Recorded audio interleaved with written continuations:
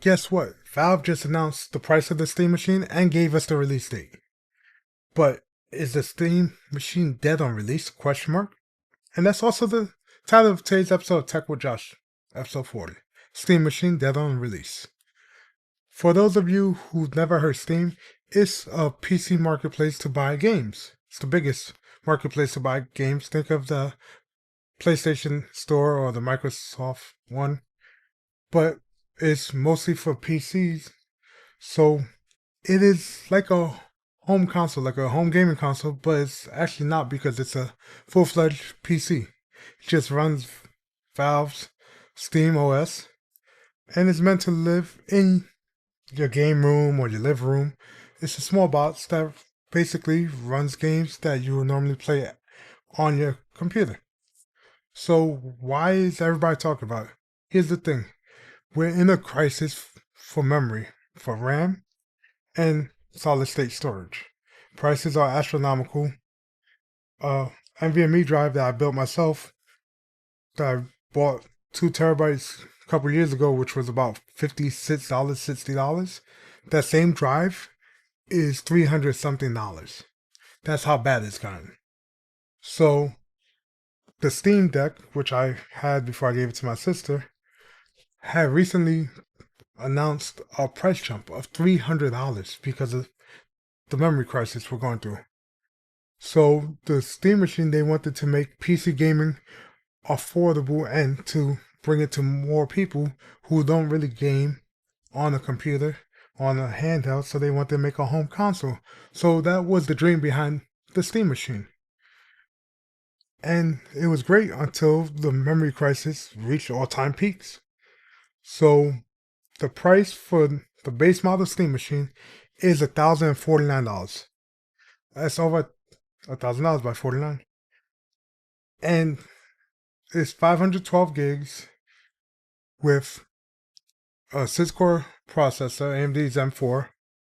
You also have the RDNA 3 GPU, the graphics processing unit. That's what runs the games. The CPU is running the whole system. GPU is for the graphics with 28 cores and 8 gigs of VRAM. And the machine itself has 16 gigs of DDR5 memory. Like I said, 512 gig built-in storage for the base model. Wi-Fi 6E would prefer 7. Bluetooth 5.3 gigabit Ethernet. Integrated Steam controller wireless adapter. And it just goes about, it's a 6-inch cube, and it runs SteamOS 3.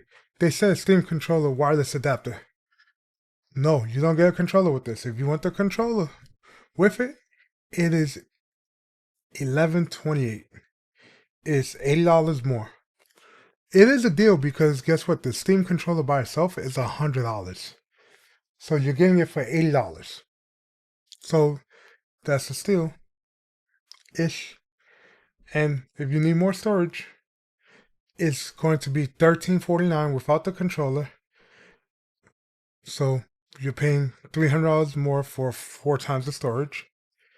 And you also get extra faceplates. And once again, a controller, $80 more. So the top end configuration with the controllers is $1428. And pre-orders start at 10 a.m. on June 25th, Pacific. For the waitlist, that's when they close it. So let me go into the specs and break it down in non-technical terms. This is the core features that they list. I'm reading from the site, by the way. Cool and quiet, small form factor, I/O for days. This is where I take issue for this. The first issues. It says ready for all your peripherals and monitors you can throw at 1 gigabit Ethernet, which is okay for most users. DisplayPort 1.4 HDMI 2.0 only. 1 USB-C and 4 USB-A ports. And the CPU and GPU, you ready for this? 4K gaming at 60 FPS with FSR. FSR is upscaling that does to give you better frames, but technically lowers the quality and you might get artifacting. So that's the thing. You're gonna advertise this as 4K gaming at 60 FPS. The 8 gigabytes of virtual RAM for the GPU is not enough to handle high-end games at 1080p maxed out. So 4K gaming is a stretch for most AAA games, especially with the amount of RAM it gave. It's 16 gigs only for the system and 8 gigs for the GPU. Should have been at least 32 gigs or 24 if they want to do like Apple. But the reason I took issue with the connectivity is if we scroll down on this site to the actual text specs with an asterisk for some reason, it tells you the TDP, the total direct power draw, and the speeds and things like that. But the main thing that I took issue with was when we're talking about the actual USB ports. So in 2026, it has the USB-C port that's in the back is USB 3C 3.2 Gen 2 standard. So 20 gigabits. So okay, that's USB-C. It has two USB-A ports, that's the fatter USB, 3.2 Gen 1. So not as fast, but still fast enough for most users. And there's two more USB ports. So those regular USB, are in the front. So there's two regular USB ports in the back. They're high-speed ports they put, but there's USB 2.0. So not all USB ports are the same. It's so convoluted that if you're an average person, you won't know the difference. So USB 2.0 is a standard that's from early 2000 and the 90s. The maximum speed is 480 megabits, which is about 40 megabytes per second. The reason I bring that up is the price. Most people are going to buy the base model with the 512 gigs. You might say, hey, 512 gigs is a lot. I have that on my phone and I have space for days. Well, I only have 256 gigs on my phone and I can't even fit out. Here's the thing, you're filling up with pictures. A game file, not including the OS, a game file for certain games are hundreds of gigabytes. If you're playing Red Dead Redemption 2, that's nearly 100 gigs. If you're playing Final Fantasy Rebirth, that's over 100 gigs. If you're playing Baldur's Gate 3, it's over 100 gigabytes. Hogwarts Legacy, another 100 gigabyte game. So if you buy the base model, you're only going to get about 3 to 5 AAA games on there, if that. So a lot of people, what they can do is you can run a drive off the thing. So just like the PS5, you can add in NVMe drive to expand it. With this, you can plug in a fast enough drive and you can run your games off it because it's a computer. So Steam allows you to have different drives to run games off of it. And before you say, hey, it has a micro SD card slot. Yes, it does. But it's not going to be as fast as an NVMe drive or external SATA drive. So just like with the MacBook Neo, these ports are slow. If you try to run a game in the wrong port, you're going to stutter. And it's meant to live in your living room because it's a home gaming console. So the ports that you want to use are going to be in the back of the device. You might not have a C to C cable. You might misplace it and say, hey, I'll just use the C to A cable. I have a bunch of those. That's the problem. If you're using those, you're not going to get the fastest speeds with the ports in the back. And your games are going to lag. You're going to have frame drops. And it's not because of the machine. It's because of the external drive. You have it in the wrong port. Or if you plug in using the wrong cable, because like I said, that the fastest port on this machine is the 3.2 Gen 2, and that's the C. But say you have your iPhone cable and you're like, hey, I bought this nice drive off Amazon. Let me plug in. Hey, I have my iPhone cable. Guess what? That's a USB 2.0 cable. That's things to look out for. Another qualm I have with this device is it doesn't offer expandability, which is to be expected because it's a small form factor. But for that price, you can buy a pre-built with better specs. It'll be bigger, but it'll have better specs and it'll have longevity. And the big selling point of this is the SteamOS. That's basically big picture mode. Guess what? You can run Bazzite, you can run SteamOS on a Windows PC. On a pre-built, you just install it. You install the distro, you go on YouTube, you look it up. With this machine, it has so much potential, but it's lost because of the price point. It performs, I'm not going to go into benchmarks. In some games, it performs worse than a base PlayStation 5. Not even the Pro. It's more expensive than the PlayStation 5 Pro. You don't get a controller. And honestly, you don't get enough storage for PC games. Console games are large, but not as large as PC games. And the problem is we need this to actually do well. Because when the Steam Deck came out, there was already handheld PCs. They were just over $1,000. The Steam Deck came out at $350 and it shook up the industry, and I bought one right away. And then when the OLED came out, I bought one, even though the performance gains were marginal, just for the faster charging, the Wi-Fi 6 speeds, and the OLED screen. But guess what?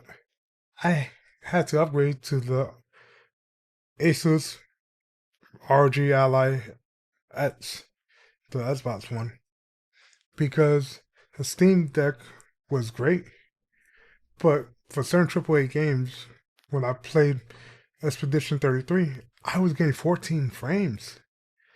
And if you're a console gamer, that sounds like gibberish. On console, most of your games are 30 or 60 FPS. If you have like the PlayStation 5 Pro, certain games can go up to 120, so it makes it a smoother gaming experience. Movies are shot in 24. So now think about something on your screen moving slower than the movie. And that's what I was experiencing in certain AAA titles. Because as games progress, they get more difficult to run. And with the Steam machine having only 8 gigs of VRAM, it's not enough. And this is coming from me. I've had graphics cards going over a decade that have decent VRAM. I have a 1070 that has 8 gigs of VRAM. Guess what? That card, at its time, 8 gigs was not even the highest that they offered. They offered 12 gigs. And that 8 gigs, if you try to use that card now, it's not running any modern title at more than 20 FPS. That's the thing. When you buy a computer or build a computer, you want to be able to pick apart parts and put them in. With the handhelds, you're buying it, you understand it's a portable console. You grew up with Game Boys, DS's, you know it's not going to be the same experience at home, so you dumb down the graphics. But to have something as a home console, for the amount of money you're getting, you can buy a pre-built PC for less money or around the same cost and get more bang for your buck, higher FPS, and actually game at 4K. And right now, while recording, I'm going on Best Buy, and we're going to search up pre-built PC. That's it. I have a best-selling one for $15.49 and $11.99. So $11.99 is $50 more than the Steam machine. You're getting a Ryzen 7 processor, 8700F, so a stronger processor. You're getting a Radeon 7700 with 16 gigs of VRAM, so it's a stronger GPU. So you're getting better specs there with 16 gigs of RAM 16 gigs of VRAM, 1 terabyte of storage, and you get RGB. The main thing is that this could be expanded. You have multiple USB-C 3.1 ports. At the end of the day, if you buy this, it might not be as small as the Steam machine, but guess what? It will last you a lot longer because this computer, you can upgrade the memory, you can upgrade the storage because it has an NVMe slot. That's the thing. You're buying the Steam machine because, hey, you like Steam, that's where you buy your games, or you want to get into gaming, and it could fit in your living room. The problem is you're paying more for something small form factor without the performance. Like I said, $50 more than the base Steam machine. You even get a keyboard and mouse, so technically it beats it because you're getting a way to interact with it. You're getting an 8-core CPU. You're getting double the VRAM. You're getting slots so you can add more RAM later on. And guess what? You're getting 2 USB-C 3.2s, 4 USB-A 3.2s, and 2 USB-A 2.0s. Those ports are meant for a keyboard and mouse that don't require that much speed. And guess what? This drive that comes with the 1 terabyte, you don't have to remove it because you can just use the second slot to put in another NVMe. I want this so much from the Steam machine. If they could hit the price target that would have been the sweet spot, would have been $700. That would have been feasible 3 years ago, before this memory crisis, before the AI boom. And it would have been a great console. It would have had more people buying it than most handhelds, because a lot of times people don't want to play on handhelds.